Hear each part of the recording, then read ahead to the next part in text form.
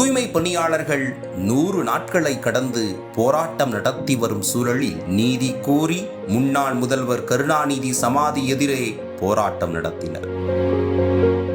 நீதியெல்லாம் இந்த திறனற்ற திமுக அரசிடம் எதிர்பார்த்துவிட முடியுமா?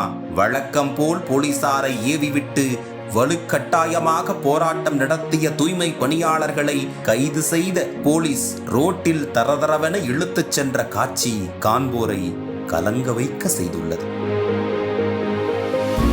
தூய்மை பணியாளர்கள் போராட்டம் நடத்திய போது ஜெர்மனி சென்று வந்த முதல்வர் ஸ்டாலின் நாட்டையே சுத்தமாக வைத்துக் கொள்ள உதவும் தூய்மை பணியாளர்களின் வாழ்வாதாரத்தை காக்க அவர்களை ஒருமுறை கூட சந்திக்க முன்வரவில்லை. தேர்தல் வாக்குறுதியில் சொன்ன விஷயங்களைத்தான் 4 மாதங்களாக போராட்டம் நடத்தி வரும் தூய்மை பணியாளர்கள் தங்களது கோரிக்கையாக முன்வைத்துள்ளனர்.